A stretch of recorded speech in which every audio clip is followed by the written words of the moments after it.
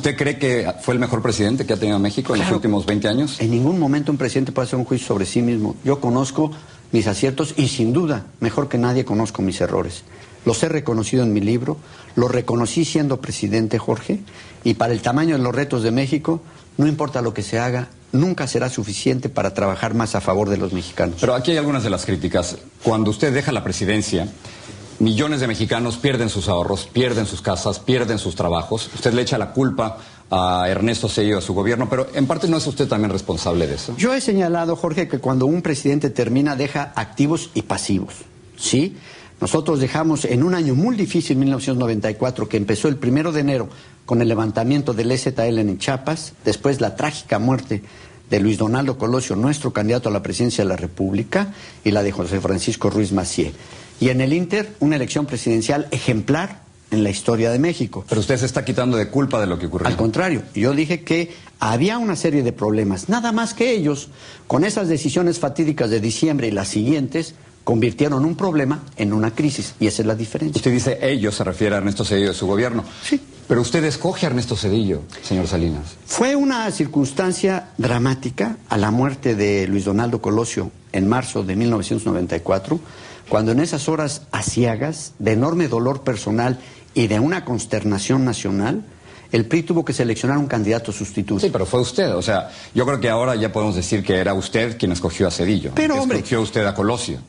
Era una decisión en la cual el presidente de la República, que provenía del PRI, tiene una gran influencia sobre el partido, pero se hablaba, se negociaba y se consensuaba con las fuerzas del partido. Eso siempre se hizo. Si usted no hubiera querido Zedillo, no sale presidente. Pero si el PRI se hubiera resistido, tampoco, ¿eh? Y sin embargo, quien escogió al candidato para que fuera presidente fue el voto de los mexicanos en la elección de agosto de 1994. Pero usted me dijo que tenía dudas sobre esa elección. Lo que le quería decir es lo siguiente. Usted critica entonces a Zedillo. ¿No será porque Zedillo manda a arrestar a su hermano Raúl? Es decir, ¿no hay razones personales en todo esto? Mire, sin lugar a dudas, hubieron hechos que lastimaron mucho a mi familia. El nombre, reputación. Pero con el tiempo se van decantando. En el libro al que usted hace referencia, el de la década perdida, hay todo un capítulo sobre cómo se utilizaron en México en esa época a las procuradurías para las agendas políticas y en algunos casos hasta para las persecuciones personales. Porque acusan a su hermano Raúl de ser el autor intelectual del asesinato de José Francisco Ruiz Massieu y también de haber recibido dinero del narcotráfico. Y los hechos que han demostrado que ambas acusaciones fueron fabricadas. Ya los tribunales en México y en los tribunales de más alta jerarquía integrados por 3 magistrados exoneraron a mi hermano y después de 10 años de injusto encarcelamiento dijeron, es usted inocente, váyase a su casa. Sigamos hablando de Raúl. Usted habla en su libro de que en México, después de su presidencia, hay muchísima impunidad.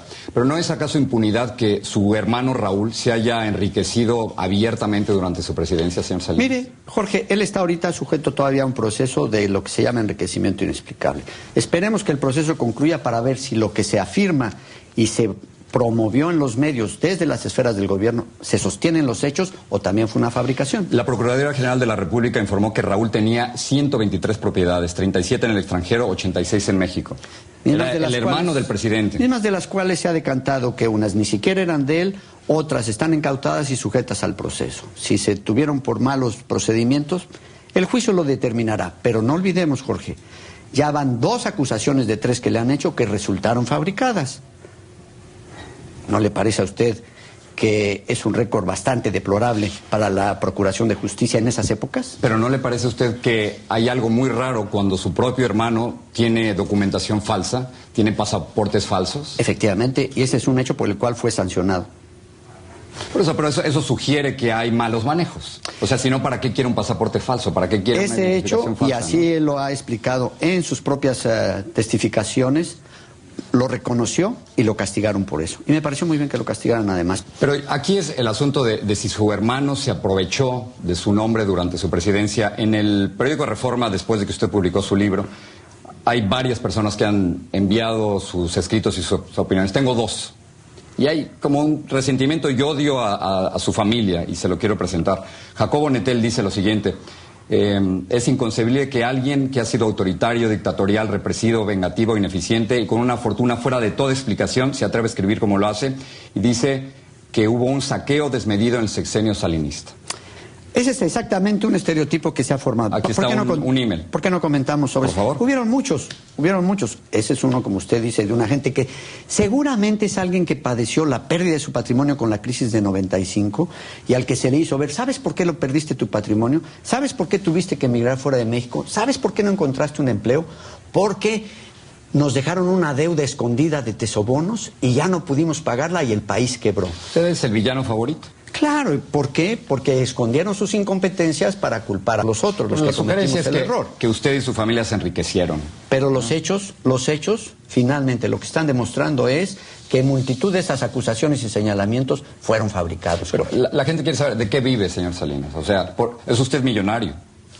Yo vivo del ingreso y el patrimonio que declaré ante la Secretaría de la Contraloría General de la Federación.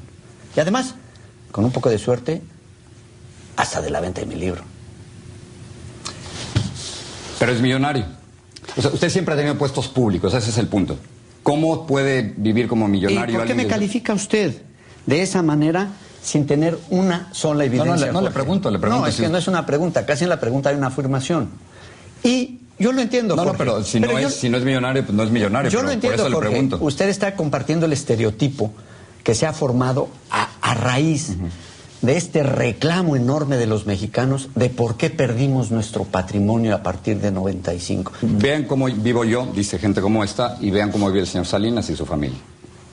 ¿Ah? Usted entiende por dónde viene esto. Pero por supuesto, ¿cómo no lo voy a entender, Jorge, si le repito, hay ese profundo reclamo por la pérdida del patrimonio? Y tienen razón de hacerlo. Ahora vamos. Lo que usted dice, pero yo no soy culpable, es lo que está diciendo. Vamos a ver dónde está la raíz de la enorme crisis que se vivió en 95. Quiero saltar a otras cosas y aprovechar el tiempo. Usted dice, ya lo aprovechó bastante bien. Usted dice en su libro que después de su presidencia la libertad de prensa en México decreció. Pero en su gobierno censuraban, señor Salinas. Los periodistas que lo criticaban a usted perdían su trabajo. Había línea desde Los Pinos de decir qué decir y qué no decir. Pues me gustaría que revisara la lista de críticas. ¿Le podría yo dar unos listados así por mes de quienes criticaban el gobierno y lo siguen criticando, Jorge? Pero no me va a decir que no había censura. Su gente de prensa hablaba a los medios, decía hoy por aquí va la cosa y hoy por aquí va. No. En cualquier lugar del mundo, el responsable de prensa de la oficina del presidente, por supuesto que habla con los medios y busca, ¿cómo le llaman ahora? Ustedes, los de los medios, ¿spin? Sí, poner su influencia, presión, etcétera. Bueno, se hace en cualquier lado. Lo estamos viendo aquí en Estados Unidos, lo vemos en ¿no había censura en su gobierno? No, lo que había, sin lugar a dudas, era una manera en que buscábamos transmitir mejor nuestro mensaje. Y lo lograban, ¿no? Bueno. Pero decir que había libertad de expresión en su gobierno con tantas presiones que había en los medios, señor Salinas. Nunca conocí que usted hiciera una entrevista que se le censurara. Porque yo estaba en el exterior, yo estaba en los Estados Unidos, pero los medios de prensa en México les costaba mucho trabajo. Pero si usted también transmitía desde México. Por eso, pero yo trabajaba y era siempre bienvenido. Yo sé, pero trabajo para una empresa extranjera. Qué bueno que reconozca que ya sabe. No, eso, yo reconozco que jamás me pidió una pregunta, jamás pidió un tema por adelantado y las entrevistas fueron abiertas. Qué pero bueno, Jorge. En mi caso, como periodista extranjero, pero los periodistas en México vivían... Usted es periodista extranjero, usted es periodista mexicano. Soy mexicano, pero trabajaba... A mucho orgullo nuestro. Y trabajo para una empresa extranjera. Otro punto más. Que desafortunadamente no fue mexicana.